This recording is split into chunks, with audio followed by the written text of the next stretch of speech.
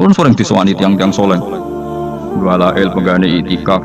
Nak rong wedok meremes soleh pol. Sering sowan kula, nek kula nggih nyucup. Nek kula kakuati tak takoki.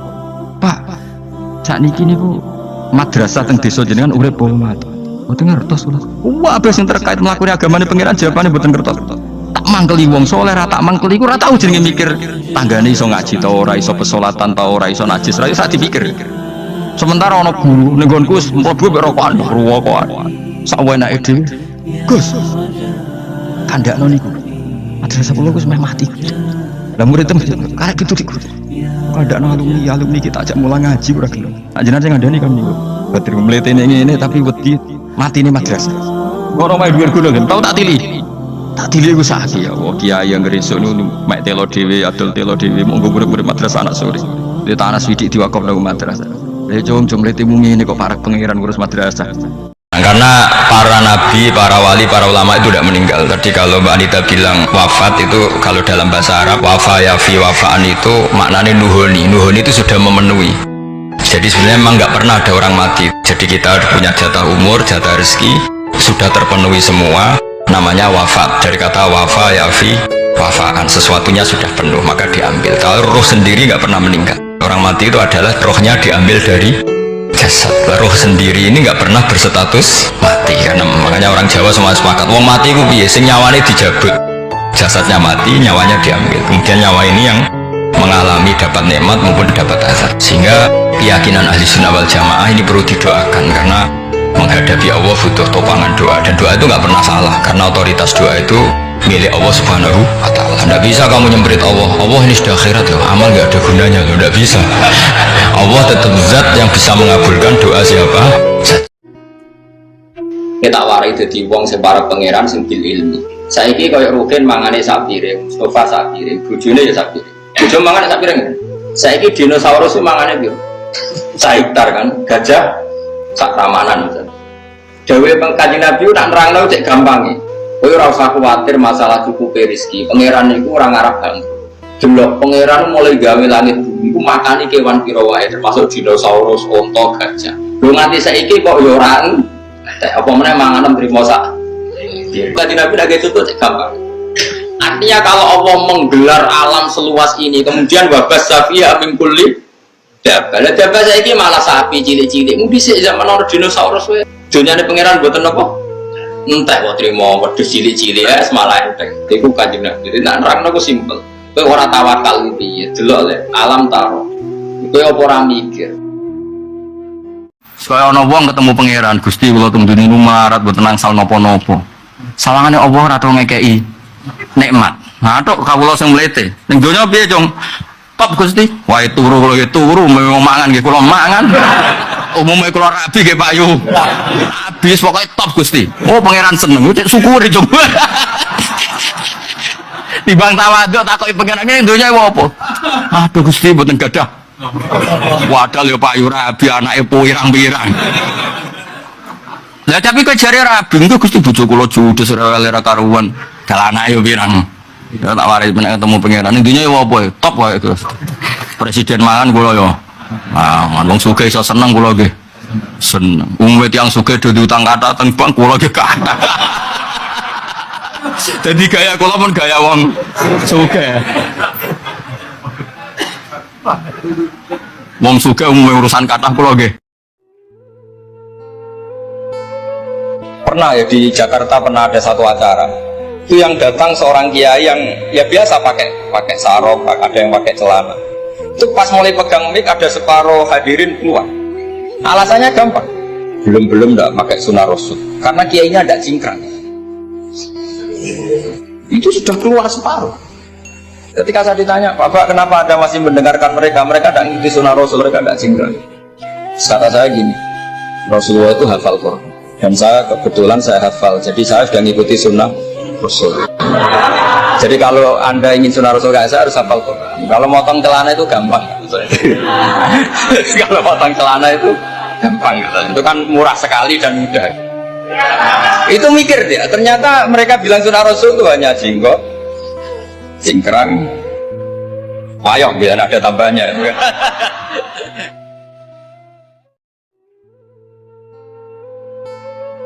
Pernah ya di Jakarta pernah ada satu acara. Itu yang datang seorang kiai yang ya biasa pakai sarung, ada yang pakai celana. Itu pas mulai pegang mic ada separuh hadirin keluar. Alasannya gampang. Belum enggak pakai sunah rasul. Karena kiainya ada cingkrang. Itu sudah keluar separuh. Ketika saya ditanya, Bapak kenapa Anda masih mendengarkan mereka? Mereka tidak ngikuti sunnah Rasul, mereka tidak cingkrang. Kata saya gini, Rasulullah itu hafal Quran. Dan saya kebetulan saya hafal, jadi saya sudah ngikuti sunnah Rasul. Jadi kalau Anda ingin sunnah Rasul kayak saya harus hafal Quran. Kalau motong celana itu gampang. Kalau motong celana itu gampang. Itu kan murah sekali dan mudah. Itu mikir dia, ternyata mereka bilang sunnah Rasul itu hanya jenggot, cingkrang, wayok biar ada tambahnya. Termasuk kearifan kita sebagai manusia itu belajar dari takdir yang kita hadapi, yaitu keterbatasan kita sebagai manusia. Kita harus bisa ngelola kegagalan, terima kodok qadar.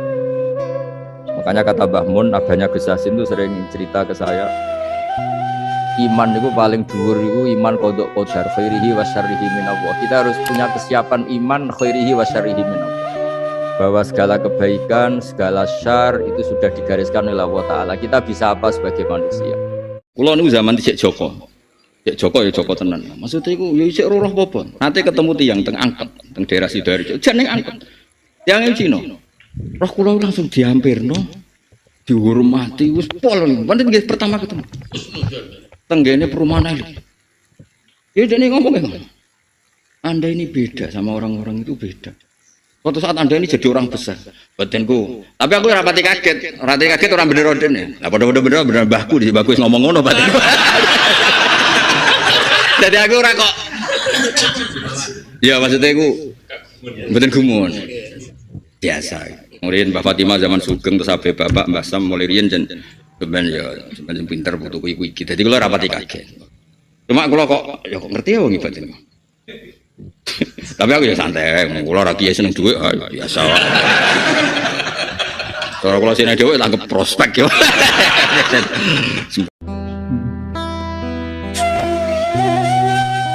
Sayyidina Ali itu dadi wali besar, wiridane ngeten tak warai tak ijazah wiridane Sayyidina Ali. Ada 3 kalimat yang kata para ulama, 3 kalimat ini yang menjadikan Sayyidina Ali tidak akan terkalahkan oleh kalimat hikmah manapun.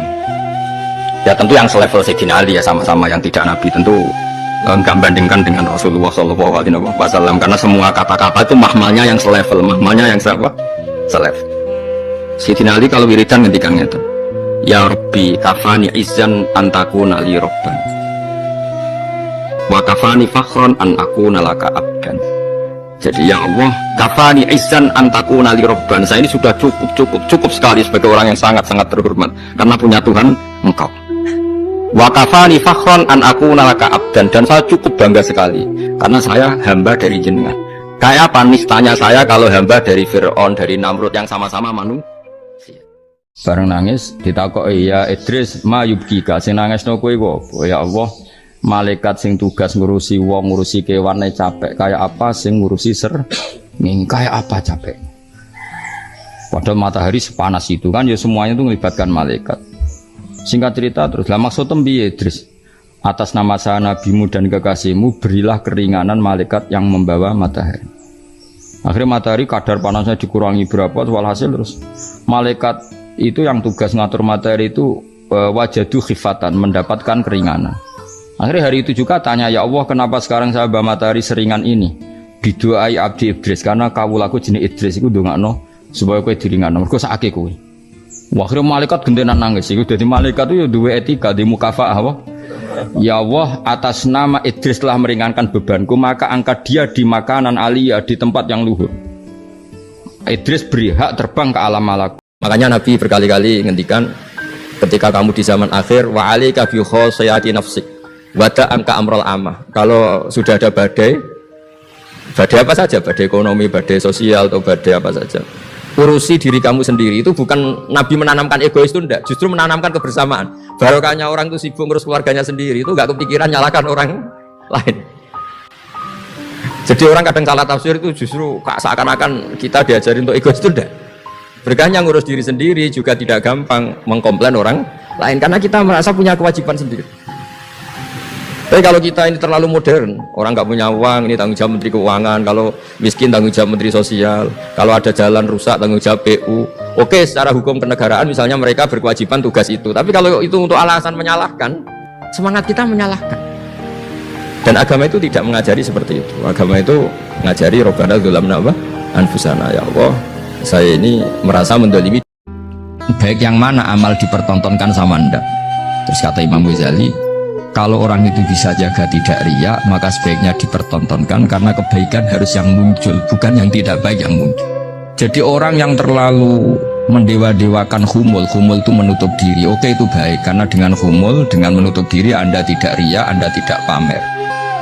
Tapi kata Imam Ghazali, kamu juga harus ingat, di antara syaratnya Nabi itu harus mengumumkan kalau beliau itu seorang Nabi. Coba kalau Nabi sholatnya nggak diperlihatkan, kamu harus sholat yang benar. Caranya gimana ya Rasulullah? Itu rahasia. Bingung nggak kira-kira? Bingung nggak? Tapi Nabi ketika apa? Shollu kama ra'aitumuni usolli. Ya sudah, kamu sholat, niru saya sholat. Berarti Nabi sholatnya diperlihatkan apa disembunyikan? Diperlihatkan. Jadi begitu juga saya berkali-kali bilang, orang tahu kalau itu bidan ya berdasar tulisan itu bidan. Tahu kalau itu dokter gigi ya itu dokter gigi. Masyhur Sidina Ali nanti debat be orang ateis. Ali, kowe jare terkenal sahabatnya Nabi paling cerdas. Umpama kowe wis mbok rewangi salat, mbok rewangi poso, kemudian sok ben mati ra ono apa-apa. Terus kowe rugi, mbok rewangi salat, mbok rewangi poso, mbok rewangi takwa, ternyata nanti di akhirat enggak ada apa-apa. Lan aku kan enak ning donya. Gak tahu sholat, gak tahu poso, jadi nanti kalau gak ada apa-apa kan gak masalah. Aku di dunia gak pernah kebebanan aturan-aturan syariat. Masyhur dawuh Sayyidina Ali, ingka nama taqulu sidqan atau haqqan takhallasta wa takhallasna, wa ingka nama aqulu haqqan takhallasna wa ahlakta. Jika yang kamu katakan benar, yang lolos gak hanya kamu, saya pun lolos. Ingka nama taqulu haqqan faqad takhallasta wa takhallasna. Tapi jika yang saya katakan benar, takhallasna wa ahlakta, saya selamat kowe rusak. Sayyid Ja'far Shadiq, Sayyid putune Nabi, orangnya soleh, alim, gurunya Abu Hanifah. Itu kalau dihujat orang diomongin, kamu masih ingin maki-maki saya? Iya, tak tunggu sampai selesai. Kamu misoi saya berdasar apa yang kamu ketahui. Yang tidak kamu ketahui lebih banyak, maka saya tunggu. Terus ketika ditanya, kenapa engkau sabar ketika jenengan saya bisui? Orang ini akhirnya tobat, mencium tangannya, mencium lututnya. Ya bisa Ja'far Shadiq, aturohu tuksokurhan, aturohu yuksokurhan. Kowe roh pangeran? Ya tahu. Sing durakani pangeran tuh banyak enggak? Yang maksiati pangeran tuh banyak gitu. Pangeran sing di langit bumi wae dimaksiati, kok meneh terima. Jadi orang-orang soleh itu cara berpikir itu di luar kapasitas kamu. Sehingga setelah ada firqah-firqah takfiri yang mengatakan orang megang keris itu syirik, ke kuburan syirik, ini syirik, itu salah besar. Salahnya adalah tadi kalimat-kalimat atau kebenaran-kebenaran absolut ini sudah jadi sibghata wa man ahsanu minallahi sibghah. Kalimat ini begitu absolut di hatinya orang mukmin. Sehingga ketika terganggu oleh hal-hal yang adat istiadat, kayak pegang keris, kayak apa, ini tidak mengganggu. Tetap kualitas iman ini di atas keyakinan adat membawa apa keris. Kalau orang membawa keris menjadi syirik karena percaya sama makhluk. Orang misalnya kejawen kalau nggak bawa keris nggak nyaman. Orang kota itu kalau nggak bawa ATM juga nggak nyaman. Itu tidak dihukumi syirik. Kamu pergi lupa bawa HP nyaman enggak? Enggak, kenapa tidak dihukumi syirik?